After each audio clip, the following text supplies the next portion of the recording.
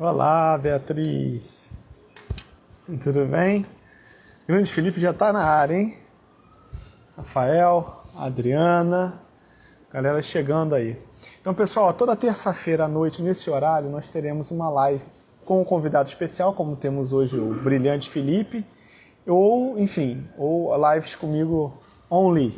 A Tainara já chega perguntando qual é o tema, né, Tainara? Tá? É sempre atenta. Boa noite, Marcelo.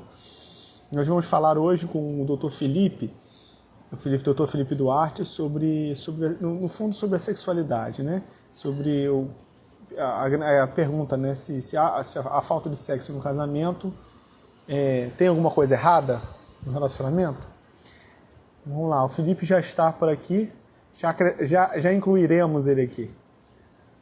Vamos lá. Já vai entrar aqui com a gente, para a gente bater esse papo legal essa noite aqui de terça-feira. Que aqui no Rio tá friozinho. Tô aqui na varanda, tá um ventinho gostoso. Tá um tempo ótimo pro Rio de Janeiro. Né, não, grande Felipe? Opa, tudo bem, Marcelo? Tudo Tá ótimo. realmente um clima ótimo, né? Um alívio. Um alívio para Graças a todos Deus. nós. Aqui em Niterói caiu um pé d'água agora, por isso que até que eu me atrasei um pouco, eu tava na rua, caiu um pé d'água aqui, o negócio tava difícil para chegar. Não sei se Aqui choveu muito. chegou a dar uma chuvidinha a mais, assim, mas não durou muito, não. A coisa do Rio de Janeiro, só aquela pequena ilusão. Aquela ilusão. É Logo bom para acaba. diminuir a temperatura aqui, né? Mas e aí, Felipe, como é que você Exatamente. tá? Tá tudo bem? Tudo bem, graças a Deus, tudo bem. E vocês, como Muita estão em correria? casa? Tá Aqui tá correria, tudo tá bem também. correria. Acabei de sair de uma reunião, vim direto pra cá. Agora, cara, você tá famoso, né? Olha lá, o pessoal já começa com o negócio de sabonete. É impressionante. Não podem te ver, cara. Que só querem saber de negócio de Graças a sabonete. Deus, graças a Deus. Tem sido uma onda muito boa, né, de mudanças aí na vida das pessoas. Não jamais imaginei nos meus sonhos mais loucos que a gente pudesse alcançar as pessoas nessa amplitude, por assim dizer. Mas de fato houve uma virada, né, uma guinada na página quando a gente começou a tocar nessa ferida. A gente fala de muita coisa polêmica já há muito tempo. Mas quando surgiu o tema da sexualidade, parece que as pessoas realmente se abriram sobre isso, né? E eu acho que começaram a de fato expor as suas vidas ali, entrar nessa campanha assim de mudar, de fato, esse olhar Fala. sobre o feminino e sobre a vida do casal, né? Exato. Até a gente começar a falar sobre esse tema de sexualidade, a gente tinha, sei lá, 2% de homens na página, se fosse muito, 1%. A gente hoje em dia tem 10% de seguidores homens. Isso é uma mudança muito expressiva para a página de um ginecologista. Isso que eu ia falar, para um Vamos ginecologista, combinar. 10% é um absurdo. É Repara, eu muita falo coisa. sobre relacionamento, eu não sou ginecologista. E eu tenho Uhum, 13, entendeu? Então, aí, a pessoa já te exatamente. chama de borrachinha e tudo já. Aí, ó. É um absurdo, cara. Já A pessoa carinhosamente, tem que até ganhar. apelidaram os maridos, né? É perigoso isso, né? Até perigoso, porque eu outro dia fui sacanear o tal do Abimael lá e tinha o Abimael na página, cara, Nossa. faz aula de tiro. É perigoso isso, né? Imagina. Caramba, às vezes você toma um tiro. Apesar que aqui no Rio de Janeiro não precisaria de muito fazer Tomar aula um de tiro, tiro, não fazer aula de exatamente. Precisa nem tiro. achar o Abimael. É, pô, aqui é normal, né? É corriqueiro, todo dia tem um tirinho aqui. Mas é interessante, né, ô Felipe, porque é o seguinte, você está falando, enfim, a gente está falando de sexualidade, falar de um tema assim que a gente poderia dizer que é um tema que está na boca do povo, todo mundo comenta, todo mundo fala muito sobre esse tema. Mas eu diria o seguinte, nunca se falou tanto da forma correta, pelo menos eu diria, na sua página, onde você fala muito, pô, é o Obrigado. cara. E eu também aqui, né? Enfim, tenho falado bastante, tenho começado a falar bastante sobre esse tema, tenho estudado bastante esse tema, tenho aprendido bastante com o Felipe também sobre esse tema, né? Enfim, lido muito, né? E sobretudo nos atendimentos dos casais, né? Porque é muito interessante, porque a gente nunca a sociedade falou tanto sobre esse tema, ou ao redor desse tema, né? Mas tão pouco os casais têm vivido isso, né? Isso é impressionante.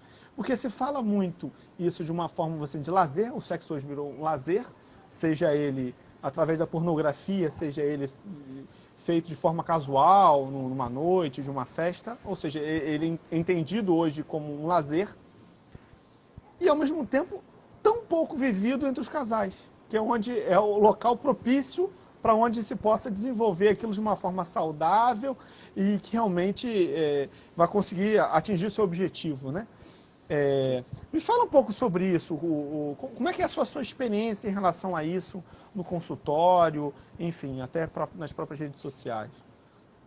O que eu tenho observado, Marcelo, um movimento natural das pessoas que foram se afastando, né, desse centro da sua existência, por assim dizer.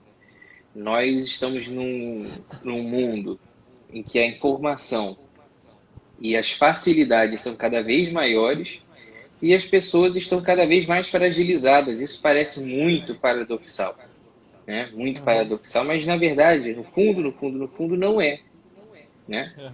Quando a gente vai olhar para essas pessoas frustradas que estão buscando ajuda, elas na verdade chegaram num ponto em que elas se iludiram tanto que até para quem vive mais anestesiado nesse mundo já se pode chegar à constatação óbvia, né, de que há um certo arrependimento em não direcionar as suas ações a partir do seu eu de verdade. Essa é a impressão que eu tenho. Porque a gente não está só lotando os consultórios dos ginecologistas com essas questões em relação à sexualidade e vida conjugal, né? Os terapeutas todos, de uma maneira geral, têm percebido essa onda de ansiedade, depressão ou uma neurose qualquer que apareça na vida da pessoa, que a tenha levado para o consultório de um psiquiatra ou de um psicólogo, enfim, ou de um profissional que faça terapia em algum sentido, de alguma forma. Porque, de fato, o que você falou tem muito a ver com isso, né? Quando a gente está falando de sexualidade especificamente, existe um problema muito grande aí, que é esse entendimento da sexualidade da pessoa como um recorte, né, da sua realidade. A gente parou de olhar para o ser humano enquanto pessoa e começou a reduzir para facilitar cada vez mais a compreensão de si mesmo, né? Então a gente simplifica o nosso eu em troca de viver uma vida mais leve, né? É a grande proposta hoje em dia, e infelizmente esse é um movimento que a gente vê em muitas pessoas que fazem terapia. Você vê que a pessoa vai ficando cada vez mais simples, né? Ela vai aprendendo a desapegar. Ela vai aprendendo a desapegar. E ela desapega de si mesma, né? Dos seus valores, das suas inquietações, né? Então, essa visão extremamente utilitarista da vida, né? Se me faz mal, eu vou abandonar e vou fugir por aqui, vai entrando naquele labirinto até que, né, de tanto dar em nada, ela sente que ela precisa de alguma forma voltar atrás. Aí entra o nosso trabalho, né, de alguma forma de dar um direcionamento para que essa pessoa consiga sair desse labirinto, que nada mais é do que aquele caminho, né, da vaidade, do orgulho, da busca obsessiva por uma vida molezinha de se viver. E nesse sentido as pessoas têm começado as pessoas têm cada vez mais vivido essa sexualidade molezinha, né? Que no começo ela agrada demais. E é muito bom você viver a sexualidade sem responsabilidade. É muito bom você viver a sexualidade sem fidelidade. É bom no começo, né? Há pouco tempo atrás eu via eu assistia, na verdade, o curso do Ítalo sobre os 4 temperamentos, e nas aulas introdutórias ele falava muito sobre isso, né? Sobre o quanto nós precisamos olhar para a nossa existência e entender quem nós somos, né? Nós precisamos ser capazes de dar essa resposta, de olhar para a nossa história e perceber de fato que nós não nos traímos, nós não nos abandonamos, né? Aquele velho exemplo daquela escritora que é uma enfermeira que entrevistou pessoas em fase terminal, né? Todo mundo já ouviu isso em algum momento. Isso era um vídeo famoso nas redes sociais, muito antes da gente começar a conversar propriamente sobre isso, né? Sobre essa enfermeira escrever um livro baseado na resposta que essas pessoas em fase terminal diziam antes de morrer, né? Ela perguntava: o que você se arrepende na sua vida? E a pergunta a resposta quase que uníssona era: eu me arrependo de não ter sido eu. E quando a gente não tem consciência da quem a gente é, da quem a gente pode ser, a gente não se projeta num lugar melhor, a gente vai vivendo nessa periferia da nossa existência, né? Isso parece uma coisa extremamente abstrata de se entender, mas é muito mais simples do que parece. A gente começa a viver que nem ratinho de laboratório, né? A gente vai vivendo pelo estímulo externo e vai se guiando por uma vida livre de sofrimento. A gente vai aprendendo assim, se me envolver num relacionamento mais profundo, com mais responsabilidade, constituir família é muito ruim, então é que nem um ratinho de laboratório, quando ele bate lá no negócio que dá choque, uma hora ele para de bater lá, né? Ou qualquer animalzinho de laboratório, ele vai aprender desse jeito, né? Assim tem sido o ser humano, cada vez que ele se decepciona ou se frustra num relacionamento, ou ele percebe a complexidade de uma relação, né, em que você precisa confiar, amar, perdoar, cuidar, precisa doar um pouco do seu tempo para aquela pessoa que não é você mesmo, né?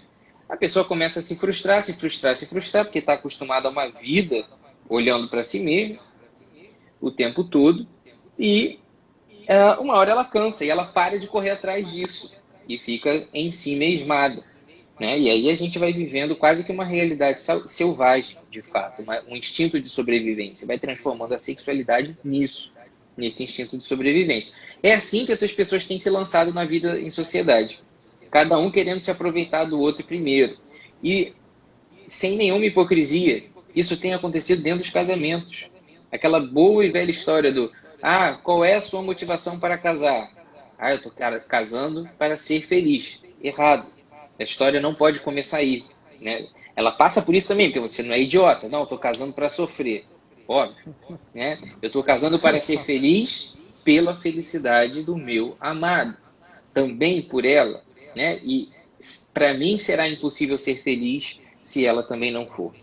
Então, essa segunda parte, que é a mais trabalhosa, falta muito. Então as pessoas ficam se testando e se usando, coisificando o ser humano, né? E isso traz consequências evidentes, né? Não dá para fugir disso.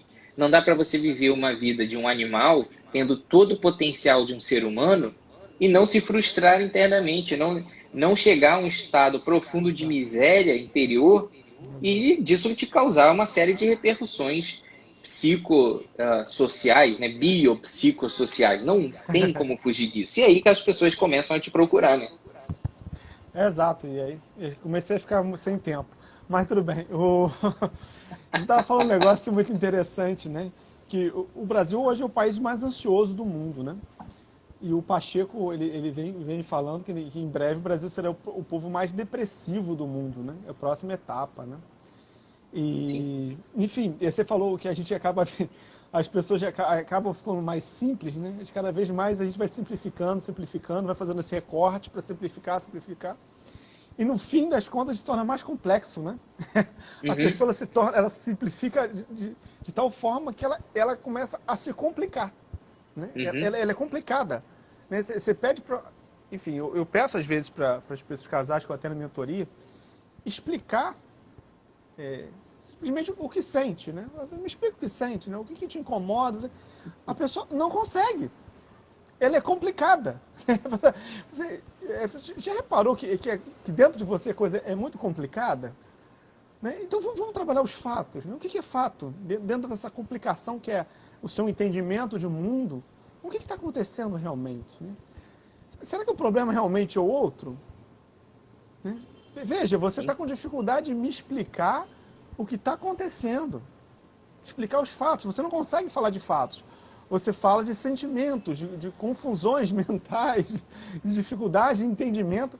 É isso. Sim. Então, repara, não adianta jogar no outro o problema que é seu. Exatamente. Há uma pobreza interior muito grande, né? Uma pobreza também intelectual, uma pobreza espiritual, acima de tudo, né? É uma visão tão reduzida da vida, né? Aquela máxima que o Ítalo sempre repete, né? Que chega um ponto na vida em que muitas pessoas olham para a pedra e conseguem enxergar nada além de uma pedra, que na verdade já é uma citação de um outro autor, uma outra autora, na verdade, que agora o nome me fugiu. Mas é uma pobreza interior, muitas vezes, que nós estamos nos acostumando a viver. Que a gente olha para a nossa realidade, a gente não consegue nem tirar nenhuma conclusão. né? A gente olha para a realidade do nosso relacionamento e não consegue chegar a nenhuma conclusão. Porque, de fato, a gente não consegue mais pautar os nossos pensamentos ou as nossas atitudes por um sentido, né? Há pouco tempo eu conversava com o Luiz Henrique, que é um psicólogo, também tem conversado muito sobre logoterapia nas redes aí com a galera, Eu fiz né? uma semana antes de você, fiz eu com ele.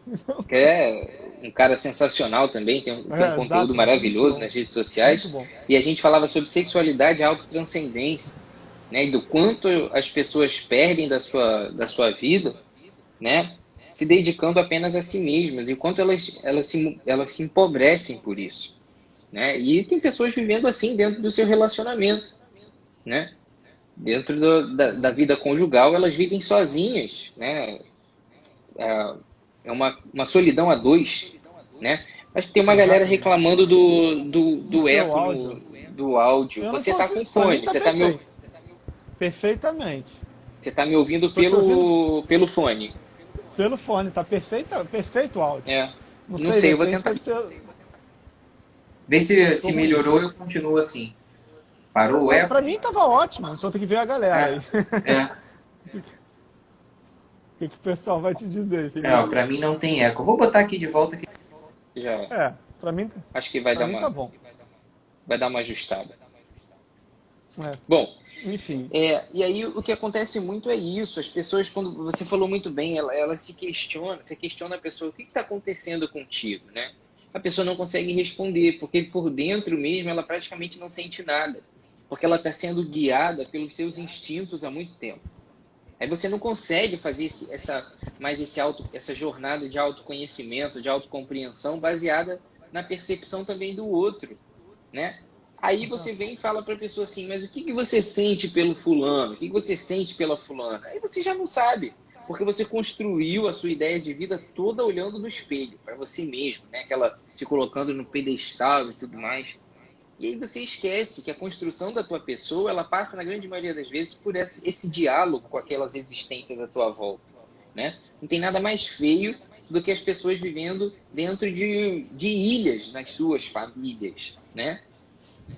E aí ninguém conversa mais, não se cria um ambiente de intimidade, de diálogo, de nada. E você é difícil até para você, por exemplo, ajudando esses casais, aconselhando, você tem ferramenta para resolver isso, porque você não consegue conhecer o outro pelo olhar da pessoa que você está tratando, né? Muitas Exatamente. vezes.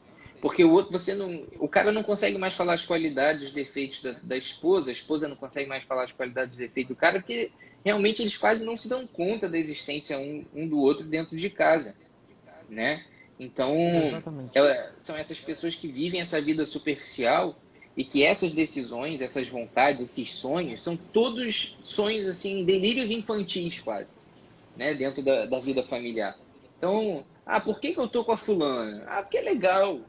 Porra, isso é coisa que você fala quando você tem 13 anos, cara. Quando você tá começando a namorar. Você não pode, como um marido, um pai de família, dar um tipo de resposta desse. Sabe que a gente se faz bem, a gente Vergonhoso, se né? curte, né? A gente dá certo, a gente tem um papo bom. Porra, pelo amor de Deus. Você tem que ter aspirações maiores na tua vida. Senão, as tuas atitudes vão ser de um adolescente. Se você se inspira na tua vida por essas vontades de adolescente, porque é legal, porque, porra, né? A fulana é engraçada. Pô, pelo amor de Deus, né? Pô, eu Então, tenho caso assim, com um palhaço em circo, né? casa Se com for pra ficar palhaço, engraçado. exatamente, casa com humorista, né? Que aí não vai É, faltar alegria dentro do teu casamento. É exatamente exatamente. isso. Ô, Felipe, você falou um negócio ali que eu acho muito importante, né? Esse aspecto espiritual, né? Porque Uhum, no fundo, o que nos diferencia dos animais é o aspecto espiritual. Nossa sim. capacidade de transcendência, nossa capacidade de olhar e ver algo muito mais profundo dentro de outra pessoa do que simplesmente a sua parte anatômica, a sua biologia ali, né? E Uhum, quando você tira esse aspecto espiritual da vida de uma pessoa, o próprio ato sexual se torna um ato animal. E ele se sim. perde. E é o que eu mais escuto, sabe, Felipe? Enfim, você deve escutar mais porque você trata mulheres, só mulheres. E as mulheres me falam, Marcelo, eu termino meu. Porque é uma das perguntas que eu tenho. Uma das primeiras perguntas que eu tenho que fazer, né? Como é que está a vida sexual do casal? Porque isso Uhum, vai mostrar também como vai estar a relação, né? Vai mostrar. E super comum, que ela fala assim, olha, eu me saio da relação sexual me sentindo abusada, me sentindo como objeto do meu marido. Eu falei assim, é meio óbvio isso, né? Se você tira a sua dimensão espiritual, se você tira a dimensão de que você está diante de uma pessoa que tem uma dignidade absurda, porque foi, enfim, você selou com ela uma unidade de vida inteira, então para ela, em relação às outras criaturas, inclusive, ela é diferenciada. Né? Se você a olha simplesmente como um animal, como alguém que você está procriando, no qual você está, é um parque de diversão, é óbvio que a outra pessoa, que a mulher, não queira mais isso. E aí ela começa a não querer mais ter relação com o marido. E aí o marido reclama. E aí começa todo esse embate dentro de casa. Enfim, é uma espiral que eu digo, né? Uma coisa que não tem fim, aquilo fica rodando, né? Ele reclamando que quer e ela não quer porque se sente mal, ele reclama que quer e ela não quer porque se sente mal, e ela, não, porque ela tá com dor de cabeça, porque ela tá não sei o quê, obviamente que desculpa, porque ela... cara, o problema é seu também, né?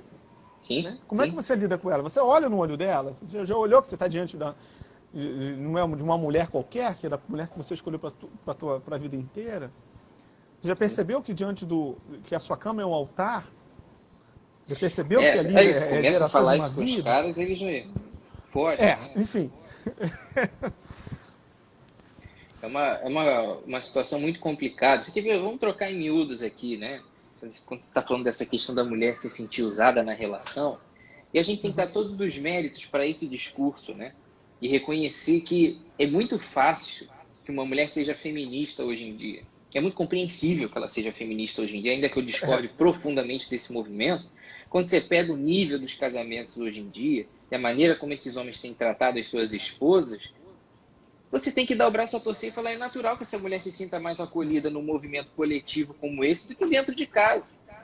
E eu vou falar alguma coisa aqui que talvez comece a gerar mais polêmica, né?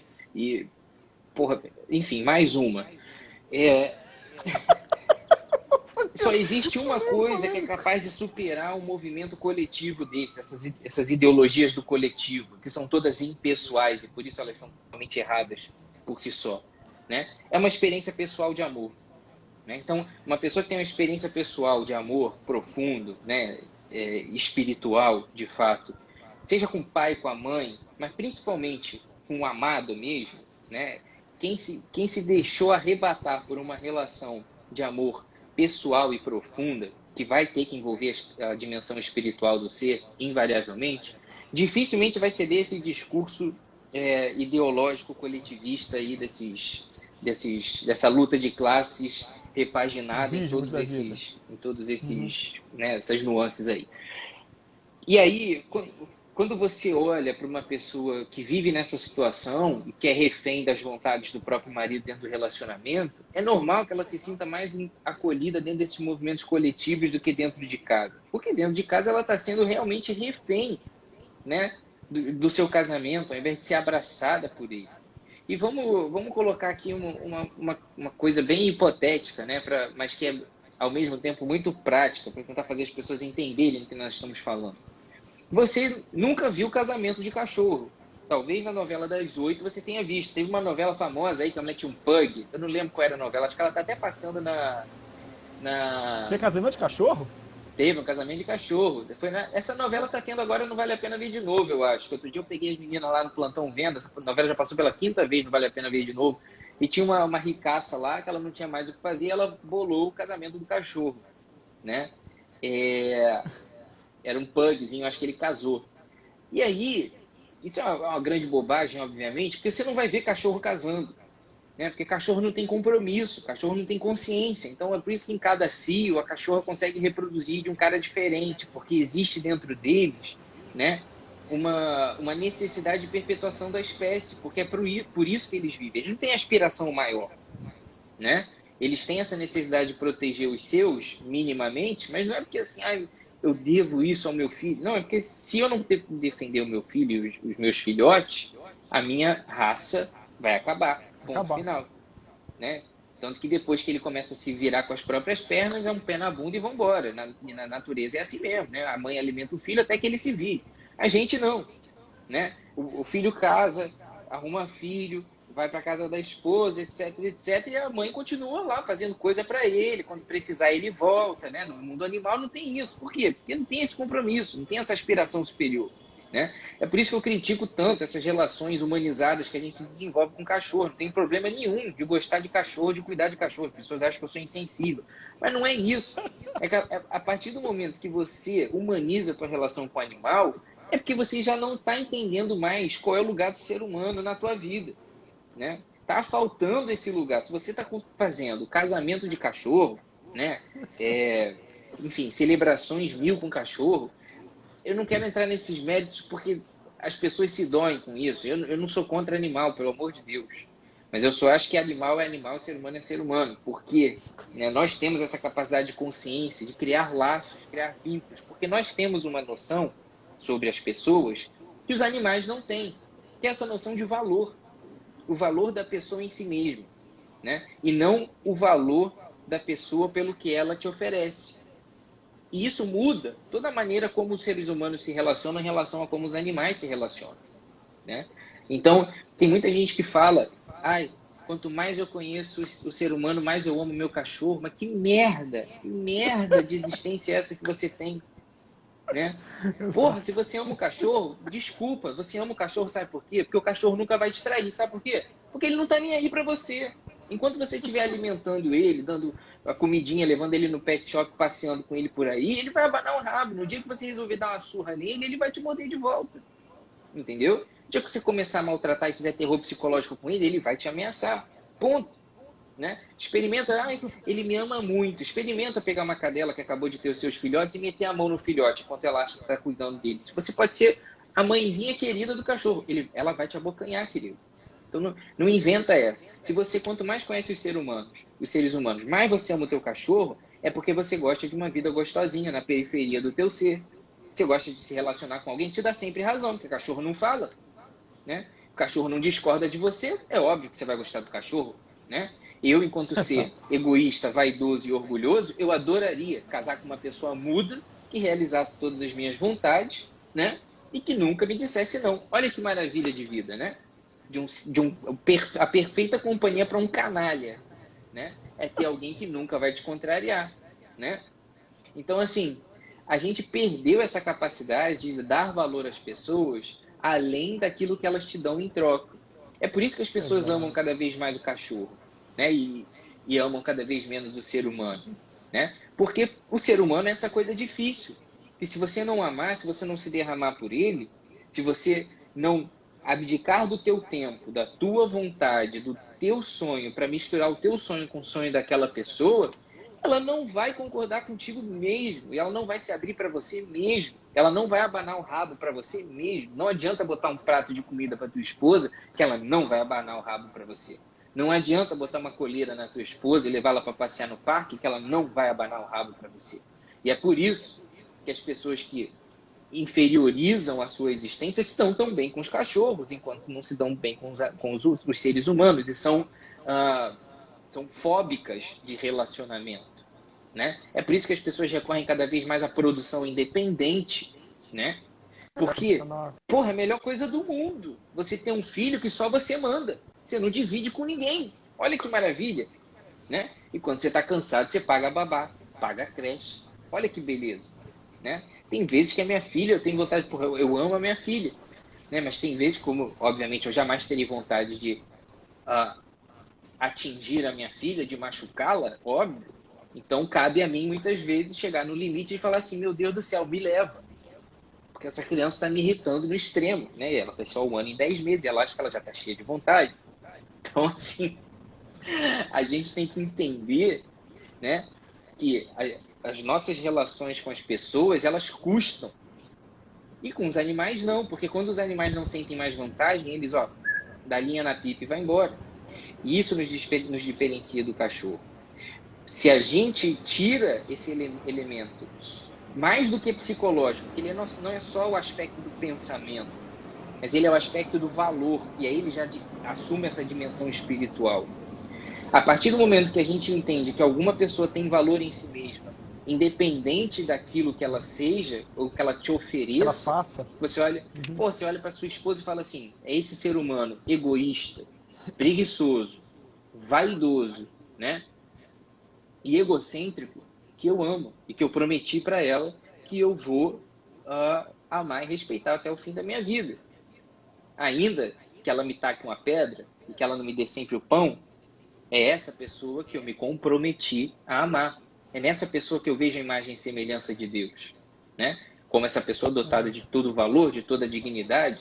E aí, a gente talvez esteja conversando aqui com muitas pessoas que nem tenham religião, né? E Exatamente. eu digo muito para essas pessoas, né? Vocês estão perdendo tempo.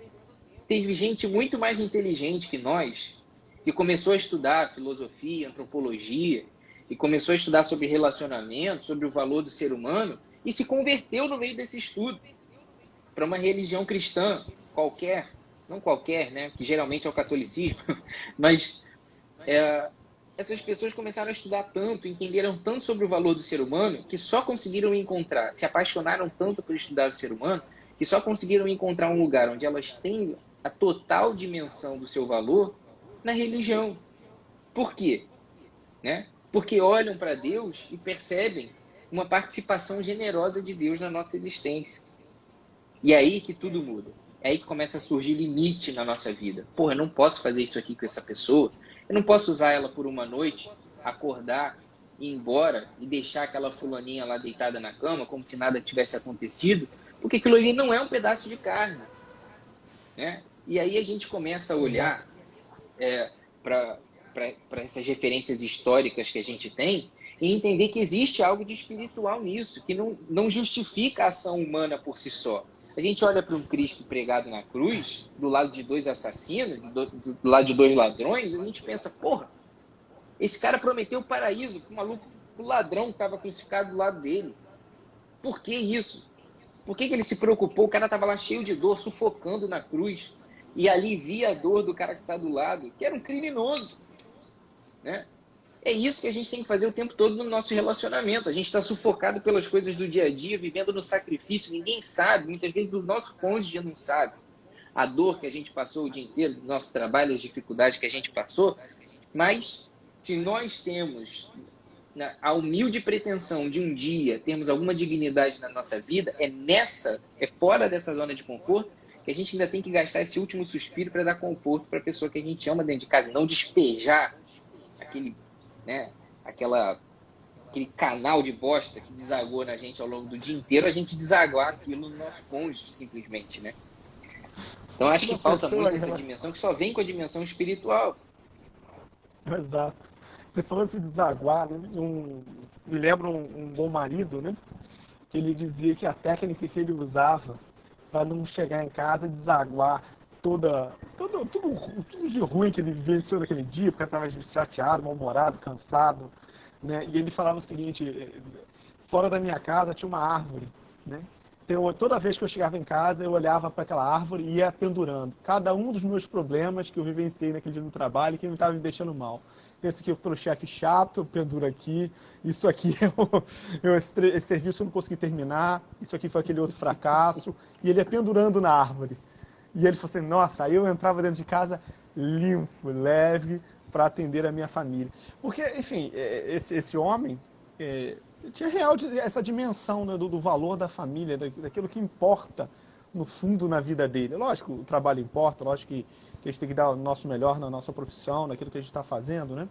Mas que, no fundo, isso tudo vai fazer sentido quando a gente está de olho, de frente para aquela pessoa no qual nós entregamos toda a nossa vida, né? Ali é que todo o trabalho vai fazer sentido. Ali, olha, é com essa mulher que, no nosso caso, né, somos homens, ou se for uma mulher que trabalha o dia inteiro, né, com esse homem que eu vou olhar aqui diante dele, é que vai fazer todo sentido aqui. E não é justo, como você dizia, né, eu despejar toda essa bosta que eu vivenciei, ou às vezes a minha bosta existencial, inclusive, né, nem só o trabalho, nem só aquele dia, mas a minha própria existência, diante daquela pessoa. Ela não merece aquilo, né? Não merece. Olha, repara, ela não merece. Ela não sofreu aquilo tudo. Né? Exatamente. E muitas vezes o contrário. Às vezes vem uma pessoa e fala assim, puxa vida, eu fiz um retiro, ou passei por um excelente momento na minha vida, e quando eu cheguei em casa é aquela desgraça. assim, olha, calma, não é desgraça, né? Você vivenciou um momento muito bom, mas a outra pessoa não vivenciou. A gente tem que se colocar no lugar da outra pessoa. Então, é seu dever, se você vivenciou uns momentos muito melhores que o outro, se você teve, sei lá, uma relação, conseguiu vir a Deus, conseguiu conversar com Deus, estar com Deus, de você levar isso para outra pessoa que não vivenciou aquilo. E do contrário, se você vivenciou um dia muito ruim, enfim, passou por maus bocados, a outra pessoa não merece que você derrame aquilo tudo em cima dela, né? De modo que a gente tem que entregar o nosso melhor para a nossa esposa, entregar o nosso melhor para o nosso marido, né? No caso, a mulher tem que entregar o melhor, né? Por isso, fala assim, chega à noite, fala assim, eu estou muito cansado, foi um dia estressante. Tudo bem, pode ter sido tudo isso, mas a outra pessoa merece o nosso... aquela última entrega, a última entrega ali no ato sexual, vamos lá, melhor ali, né? Pega as dicas lá do Felipe, pô, pega lá do óleo de coco, não sei o quê, ali, né? O melhor ali, cara, melhor. Tudo Com sobrou. certeza. E eu indico até para os caras, às vezes, ou para a mulher, né? Puxa vida, mas eles chegam muito cansados. Você está muito cansado? Pensa um pouquinho, a gente tem que dosar um pouco as nossas energias. Então, do dia também. Você vê que você está ficando exausto, então diminui um pouco para deixar um pouco para casa. Aprenda a jogar um pouco como o Romário, né? Romário, ele, tipo assim, no final da vida da carreira, ele nunca treinou, né? Mas enfim, no final da carreira, ele sabia jogar, ele não corria mais, né? Ele ficava ali só perto da área. Por quê? Para poupar energia, para dar o pique final e fazer o gol. Então, na vida, a gente tem que aprender, e talvez um pouco a experiência vá vindo isso, vai adquirindo isso, mas aprender o quanto antes, a saber dosar a energia para poder chegar em casa e fazer o gol. Entende? Se você gasta energia correndo para um lado para o outro com coisas muitas vezes que não interessam, você deixa para aquilo que importa, que é fazer o gol, de lado. E aí você não faz gol. Você fica com essa vida corrida, desesperada, atabalhoada, em prol de, sei lá, daquelas vacas sagradas que tem hoje, né? O mundo hoje tem algumas vacas sagradas. A carreira, a vaca sagrada da carreira, o cara se mata pela carreira, para aquilo, sei lá, né? Você pergunta para ele o que é carreira, o cara muitas vezes não sabe nem te explicar o que é isso também. Não. Mas tudo bem, é a vaca sagrada da carreira, a vaca sagrada dos milhões, do dinheiro, enfim, que também não consegue, né? O cara corre atrás de tanto dinheiro e também não ganha dinheiro nenhum. Né? Então, enfim, e aquilo que importa, que é fazer o gol ali no final do dia, o cara não está fazendo, a mulher não está fazendo. Sim. E está desperdiçando a sua vida toda em bobagem. Está perdendo tempo. Né? Certa vez perguntaram para São José Maria, que você conhece, né? Perguntaram, ele estava conversando com uma pessoa e tinha uma outra pessoa andando para lá, para cá, né? E aquilo estava chamando a atenção, né? Tanto que a pessoa andava para lá e para lá, parecia que estava trabalhando muito, né? E aí fala para o São José Maria, puxa vida, fulano de tal trabalha muito, né? Ele fala, esse se mexe muito, né? Tipo assim, não está trabalhando, né? Está se mexendo, está fazendo. E a nossa vida muitas vezes é isso, né? A gente não está fazendo aquilo que tem que fazer. A gente está se mexendo muito, mas fazendo muito pouco o que tem que fazer. Sim. E repara, né, Felipe? Fazer o melhor que a gente tem para fazer para a nossa esposa, para o nosso, no caso da mulher, para o marido, para os filhos, a gente nunca está perdendo tempo. Essa é uma certeza, né? Que eu digo para o casal, não, mas eu posso mimar muito meu marido, ele pode, daqui a pouco, enfim, achar que ele pode fazer o que quiser comigo. Eu digo para ela, olha, esse medo não tenha, né? De se entregar completamente para o seu marido, você nunca vai estar perdendo tempo, nunca vai estar fazendo algo errado. Até porque o seu egoísmo nunca vai te permitir se entregar completamente mesmo como você diz que faz.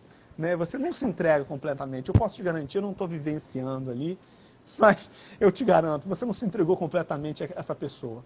Então, pode fazer sem medo. Mas ele não vai usar isso contra mim. Não vai. Né? Sem medo, vai, se entrega. Vai, a entrega que importa. Até porque, Marta, se usar... até porque se usar, a culpa é sua. Né? Que escolheu um traste para ser o teu marido. Porque se ele fizer isso, ele é um traste. Exato. E ninguém vira um traste de uma hora para outra. Então você que escolheu a pessoa errada, né? A gente vive exatamente isso, a gente vive refém dos nossos medos e das nossas expectativas e quer ver um jeito dessas neuroses em relação ao nosso relacionamento morrerem de uma vez por todas. Para de pensar em você e começa a pensar no outro. Isso não é humilhação. Isso não é vergonha. Para a sociedade de hoje, que exalta as grandes conquistas, como você falou, e o diploma que você pode pendurar na parede, o dinheiro que você tem na conta bancária, isso é maravilhoso. Você chegar para os seus colegas de trabalho, chegar para as amiguinhas do trabalho e falar assim, lá em casa quem manda sou eu. Isso é a glória hoje para a sociedade. Mas isso não te faz nada além de uma pessoa extremamente miserável e mesquinha. Então pare de querer ter razão. Pare de querer ter esse poder sobre a sua casa. Você só terá poder de verdade sobre a tua família quando você for capaz de servi-la com amor. É isso que vai mover a tua família. É isso que vai fazer com que teus filhos sejam pessoas dignas. É isso que vai fazer com que teu marido, a tua mulher, seja uma pessoa devota a você.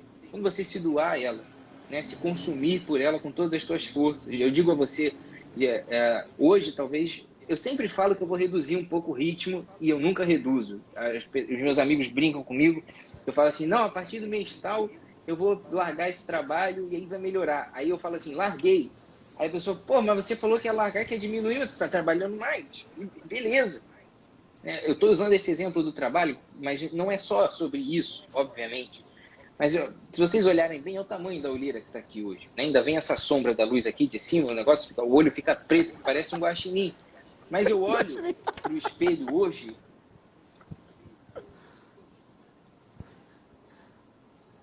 lá, um jovem que trabalhava, ganhava dinheiro para mim mesmo e não fazia nada além de esbanjar o meu dinheiro que eu gastava antes de eu me casar. Eu olhava às vezes para os finais de semana que eu trabalhava e eu pensava, que merda, eu não queria estar aqui. Né? Eu me olhava para o espelho e falava, cara, tu tá perdendo tempo da tua vida. Até o dia que eu casei. E eu passei a sustentar uma casa, né? E eu passei a ter, de fato, uma boca para sustentar, uma filha para tomar conta.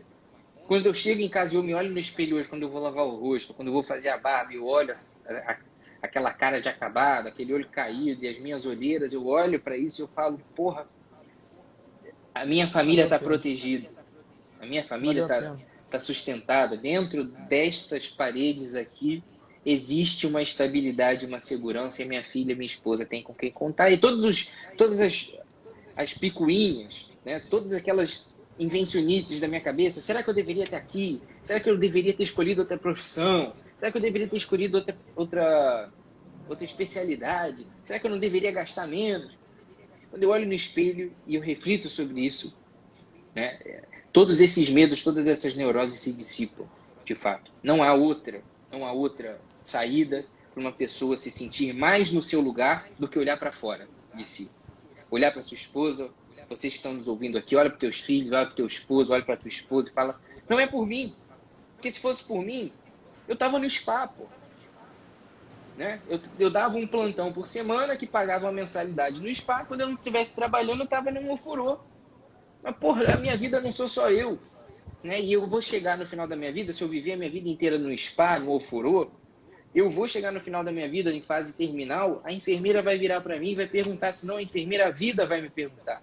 A minha consciência, que não é de cachorro, vai me perguntar, quando eu estiver lá estatelado na cama, entubado, né? Ou cheio de escara, de decúbito, eu vou olhar para o teto, eu vou perguntar, do que você mais se arrepende? E eu vou dar a mesma resposta que aqueles doentes terminais se deram, né?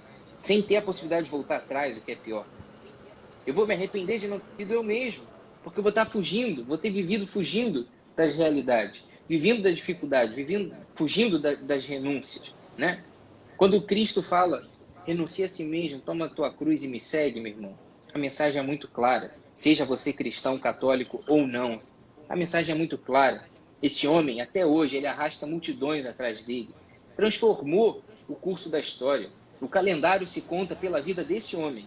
Então, ainda que você não tenha qualquer valor por religião, pare e pensa quão idiota você pode estar sendo por não dar ouvidos a um cara que passou a dividir as eras em antes e depois dele.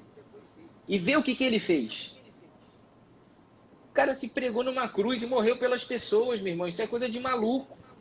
Então, se você quer se satisfazer, encontrar um negócio, um sentido na tua vida, seja para a tua família, para o teu trabalho, para o que for, entenda, você só vai encontrar sentido na tua vida quando você se doar, quando você cortar na própria carne pelos outros. Né? Você disse muito bem que a gente não pode se poupar de dar o nosso melhor para a nossa esposa. E eu digo com tranquilidade, eu sou um melancólico chato pra cacete, metódico, super orgulhoso, vaidoso, cheio de vontade, entendeu? Gosto de ter tudo sob o meu controle. Então eu sou um saco às vezes de conviver, um saco. E quem é que tem que me aturar mais? A minha esposa. Paciência, ela quis casar comigo, ela já me conhecia, foram longos 7 anos de namoro, se eu não me engano. Outro dia ela me corrigiu aqui em Não público. pode errar, não. Pode errar, não. Isso aí você vai apanhar mesmo. Pois é, já errei Porra. uma vez, não posso errar de novo. Errei ao vivo, inclusive, foi péssimo. Mas foram longos 7 anos de namoro, então ela me conhecia exatamente como eu sou. Então, eu digo sempre, eu acho que todo casal, todo cônjuge, né, ou todo noivo ou namorado deve pensar assim, né? A minha esposa conhece a minha pior parte, porque ela convive mais comigo do que ninguém, né? E ela tem acesso a todos os meus defeitos de maneira irrestrita. Nada mais justo do que eu me esforce para dar a ela também tudo de melhor que eu tenho, né? Ninguém ouviu mais grosserias e mais imbecilidades de mim do que a minha esposa. Então, nada mais justo de que ela, ninguém mais do que ela receba todo o meu carinho, todo o meu amor e toda a minha renúncia e toda a minha dedicação, né? Porque os erros, infelizmente, eu não consigo controlar tanto, porque eu sou, como todos os seres humanos, um grande imbecil egoísta. Então, o mínimo que eu tenho que fazer é tentar me emendar com isso e ser o melhor que eu puder para minha esposa, né? E quer uma outra dica para os casais? Não é dica não, porque dica é aquela coisa fácil de blogueiro que a gente faz, se resume a uma linha de uma coisa idiota que não vai mudar nada na tua vida. Mas quer uma sugestão na tua vida? Pega uma família pobre e vai ajudar. Se envolva com uma causa real de alguém. Para de ficar pensando em Greenpeace, né, em mudanças climáticas e movimentos coletivos. Se vocês querem perceber o que realmente importa para a vida de um casal, pega uma família pobre e começa a dar cesta básica. Visita, pergunta como é que vai na escola, dá roupa. Sabe por quê? Você falou muito bem dessas vacas sagradas que a gente constrói na nossa vida. Isso tem tudo a ver com o que eu falei lá no começo. Essa vida fácil que a gente tem de acesso a tudo, a gente constrói planos, a gente constrói sonhos, a gente é levado pelo business, a gente é levado pelo marketing, a gente liga a televisão, em 2 minutos aparecem 50 produtos que a gente quer porque quer ter. E uma vida maravilhosa, né? A gente abre o Instagram, a gente fala casa, se eu falar casa aqui agora, quando eu abrir o Instagram, vai estar propaganda de uma porrada de casarão aqui no Rio de Janeiro para eu querer comprar, eu não tenho dinheiro. E as pessoas vão se consumindo por isso e vão se enlouquecendo. Quando você se depara com a realidade de um casal pobre, você vai tirando esses penduricalhos da tua existência. E aí você vai começando a ver por que Cristo valorizava tanto a pobreza. Porque quando a gente não tem mais nada que se agarrar, nessa ilusão desse mundo, a gente começa a olhar para nada além da dignidade do ser humano. Quando a gente está nu diante desse mundo de vaidades, aí é que a gente começa a olhar para a dignidade do ser humano, né? Então, quando a gente se envolve realmente com uma causa, né? Quando a gente se depara realmente com o valor das pessoas no meio do nada, no meio da pobreza, a gente começa a olhar para o nosso relacionamento também e pensar que a gente precisa de muito pouco para ser feliz. E tem famílias que se consomem hoje em dia por uma casa, por um carro do ano ou por uma viagem. Já cansei de ouvir casais vindo no meu consultório falando que agora não dá para ter filho, porque a gente quer viajar para não sei aonde, que a gente ainda não terminei o doutorado. Porra, meu irmão, tu vai pegar esse doutorado sem óvulo, quando teus óvulos acabarem lá com 35 para 40 anos, vai pegar esse diploma de mestrado, vai queimar ele todinho de ódio, porque ele consumiu toda a tua vida. E quem está ligando para o teu doutorado? A maioria dos doutorados aqui no Brasil não serve para nada. Serve para nada. Um monte de tese que não deu lugar nenhum, gastou o dinheiro e o tempo de todo mundo, não serviu para nada. Aí você vai conversar com uma pessoa, ela só sabe falar disso. Só sabe falar do tema que ela consumiu a vida dela inteira para aprender. Qual foi o receptor celular que está envolvido na reação tal, não sei o que, da fisiopatologia da doença tal. Eu falei, e aí, o que você melhorou da vida dos outros com isso? Nada, mas eu sou doutor em fisiologia. Parabéns. Parabéns. Legal. E teus filhos? Então, meu filho mora na casa da avó. Triste, né? É isso. Você falou tudo. A pessoa que mudou a minha vida, assim, que eu poderia dizer, enfim, tantas, né? Quando eu tinha 18 anos, você estava falando da pobreza, eu fui visitar a pessoa que limpava a casa da minha tia para levar um negócio na casa dela. E cheguei na casa dela, era na favela, aqui em Niterói. Era um barraco com um cômodo só, com uma cama no canto. Do outro lado era um buraco, cheiro onde elas faziam as necessidades. Um cheiro insuportável. Um fogãozinho e uma geladeira. Era isso, ó, o barraquinho dela, né? E diante você falou, diante da nudez, né? Diante do nada dela, né? Que eu me coloquei também frente àquilo, né? Aquilo ali, aquela realidade, eu me confrontei a minha vida diante daquela realidade e falei, caramba, nada mais nessa vida de querer ter as coisas faz sentido, né? Nada mais, né? Enfim, e ali eu entendi a vida, vamos dizer assim, né? Diante do nada, do sofrimento, enfim, depois pudemos ajudar aquela família, enfim, pouco importa, eu diria. Mas o que elas já tinham me ajudado, Sim. mudou a minha vida ali, né? Olhava assim, caramba, a vida não é nada disso. Esquece tudo que eu vivi até ali, estava na faculdade. Esquece tudo aquilo que eu aprendi na faculdade. Aqui, a verdadeira faculdade está aqui. Essa mulher, a senhora analfabeta, ensinou tudo. Ensinou tudo que importa. E ela não tem nada, diante do nada dela. E por isso ela pôde me ensinar o tudo. E por isso que o sofrimento, e às vezes as pessoas perguntam, né? Mas por que a gente sofre tanto no meu casamento? Por que a gente passa por tantas dificuldades aqui? Eu falo assim, olha, você tem um grande tesouro na sua mão. Um grande tesouro. Vocês têm que aprender a aproveitar isso. Quando vocês aprenderem a aproveitar todo o sofrimento que vocês estão diante, enfrentando, seja ele... ontem eu recebi a notícia de uma pessoa que eu atendo já há bastante tempo, graças a Deus estavam muito melhor como casal, e por isso até que o marido dela está com câncer. E ela falou assim, olha, mas nunca estivemos tão juntos. Nunca estivemos tão juntos. Eu falei, graças a Deus, né, todo esse trabalho, para culminar nisso agora, né? De o quê? De vocês aprenderem a enxergar no sofrimento de uma coisa dura, muito dura, que é um câncer, enfim, não sabe o que vai passar daqui para frente, todo o medo do que vai fazer, e de, no fundo, amar aquilo, né? Encontrar um amor por trás daquilo tudo. Né? Então você aprendam a valorizar o sofrimento, a tudo que se passa na vida.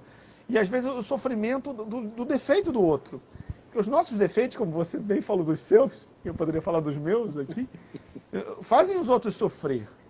Fazem os outros sofrer. Mas eu diria assim, a gente tem que aprender a amar esse sofrimento. Né? A encontrar a grandeza que tem por trás desse sofrimento. Isso era a cruz de Cristo, você falava da Cristo. Né? Que era o símbolo do cristão. A gente poderia dizer, olha, um negócio muito ruim, horrível, um instrumento de tortura, que é uma cruz, se tornou um símbolo máximo de da maior religião do mundo. Simplesmente isso. Então você pega esse sofrimento que você passa diante do defeito daquilo quem você vive, que é um sofrimento real, que é um defeito real, e transforma. Né? Transforma. Porque aí sim é amar, né?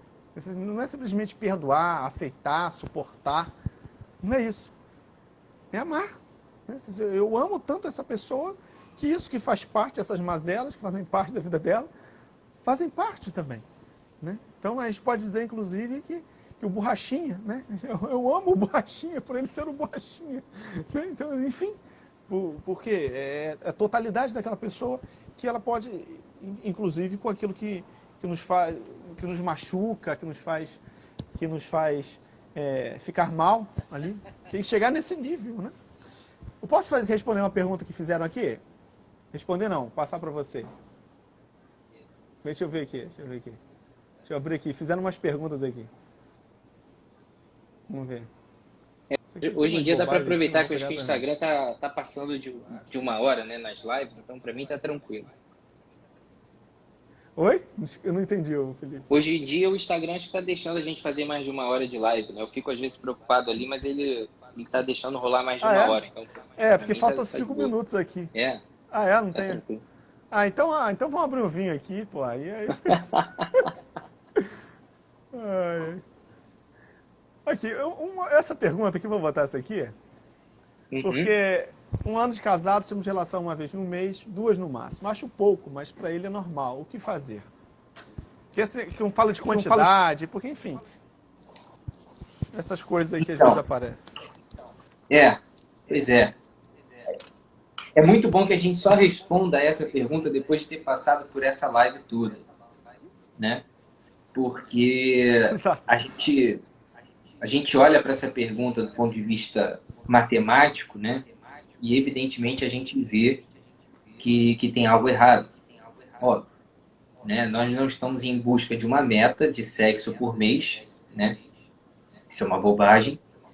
Mas se a pergunta existe, se é normal, é porque já existe uma inquietação e uma insatisfação. Então tá errado, né? Porque se ela fosse bem resolvida, se esse casal fosse bem resolvido quanto a essa sexualidade, eles não teriam perguntado. Eles transariam uma vez por mês e falando assim, não, na nossa realidade, nas nossas circunstâncias, é isso que dá. Eu me sinto preenchida por isso. Então, ela já sabe que isso não é normal para eles, né? E que ela tem vontade demais, certamente, e o marido não liga, né? Para ele se encontrar com a mulher uma vez por mês é normal.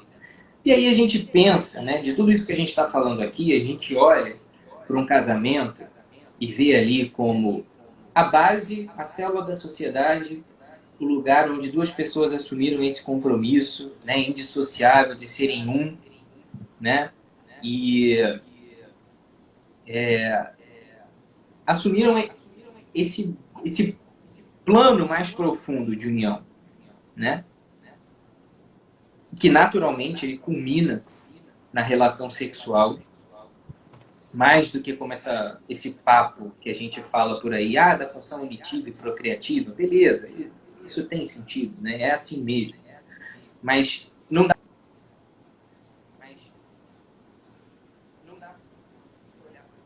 Nós precisamos olhar para a relação sexual de um casal como um lugar onde essas pessoas se exercitam de maneira única, mais profunda, mais dotada de significado essa união. Então, há no vivo, primeiro, aquela mesma constatação que Deus teve sobre Adão lá no começo. Não é bom que o homem esteja só. Daí parte, primeiro, né, essa noção de que a existência do homem não pode ser baseada na solidão. Aí ele descobre que ele existe enquanto ser sexual. Ou seja, eu sou homem e tem uma mulher ali, ela é diferente de mim, ela me completa, eu quero estar com ela. Bom, pronto. Esse é o amor começando a acontecer. Essa vontade de estar junto e essa consequência da complementariedade. Aí, dentro de todas essas existências que te cercam, existe uma pessoa que te conquistou e que você decidiu amá-la incondicionalmente e se uniu a ela, né? E aí você vai transformar isso, né, numa atitude generosa, entregue, devota de um casamento, vai selar isso com a tua palavra, o teu compromisso, e abrir as portas para que aquilo aconteça de fato. E aí, ali dentro, né, nessa relação pessoal, exclusiva, irrepetível, né, nada mais justo que o casal possa celebrar essa união através de uma sexualidade bem vivida. Então, quando a gente olha para um casal que não quer transar tanto, né, nós provavelmente estamos olhando para um casal que já perdeu toda essa consciência lá do começo. E começou a cultuar o seu eu e já não acredita mais que não é bom que ele esteja só. Ele começou a perceber, porra, é bom eu estar só. Né? Adoro videogame. Então, esse é um dos primeiros sinais. Né? Estou retrocedendo. Né? Estou voltando a ter 13 anos. Então, eu prefiro me relacionar com como é que chama aquela merda? Minecraft, né? Aquele joguinho lá. Minecraft. Prefiro jogar Minecraft do que estar com a minha esposa. Então, já morreu. Não é bom que o homem esteja só. É bom, eu vou jogar videogame. Aí morreu também a dimensão sexual, porque o cara começa a ter mais prazer quando passa de fase do joguinho do que quando ele toca na tua esposa.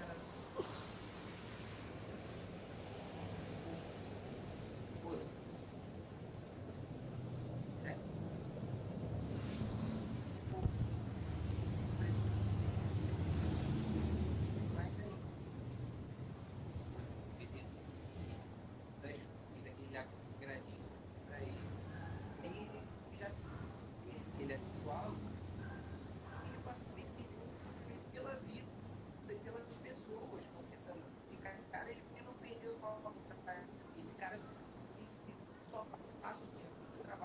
a gente, a gente pode até falar dessa repercussão sexual, né? Mas de uma pessoa que o eu dela já morreu há muito tempo, né?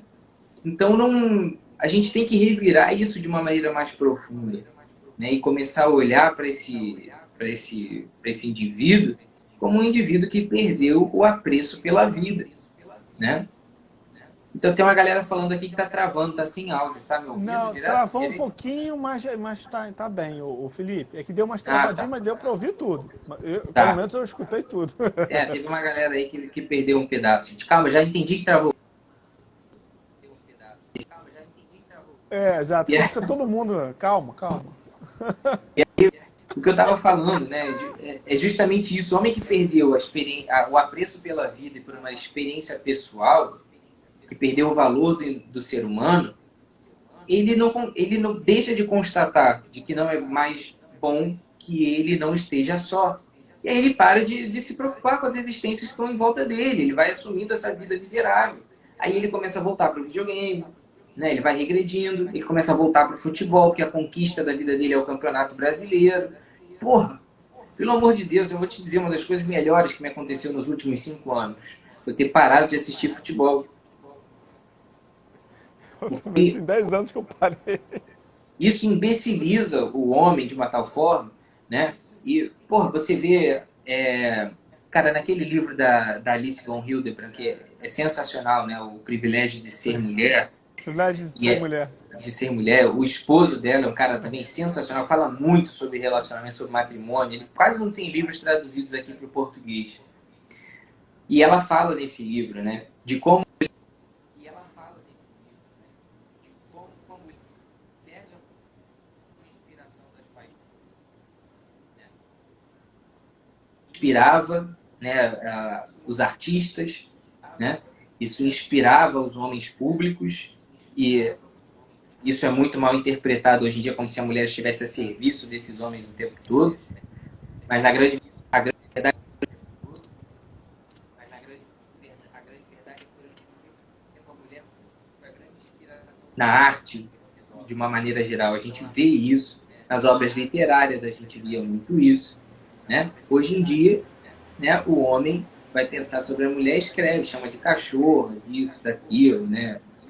Uma coisa surreal. Quem foi que assumiu essa posição de devoção do homem, que motiva as suas paixões, que gera esses impulsos, né? Que faz o homem discutir na rua hoje, faz o homem brigar, faz o homem se exaltar, faz o homem postar no Facebook, no Instagram.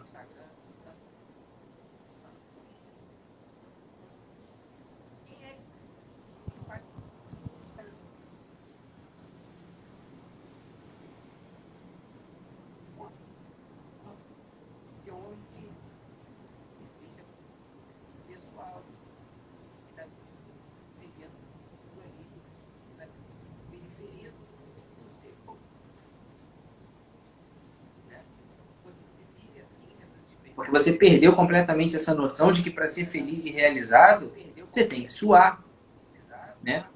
E aí as pessoas se perdem completamente nessa merda. E aí, você olha pro cara que não quer mais transar, aí você começa, vai no urologista, porque ele tá com problema. Ele tá precisando de testosterona. Ah, porque aconteceu alguma coisa, e não sei o quê. Porra, não tem nada disso. Não tem nada disso. A grande verdade é que o cara deixou de ser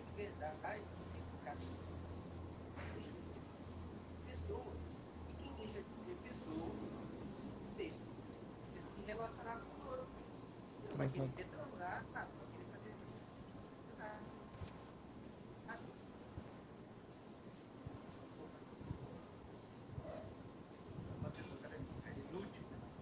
Exatamente.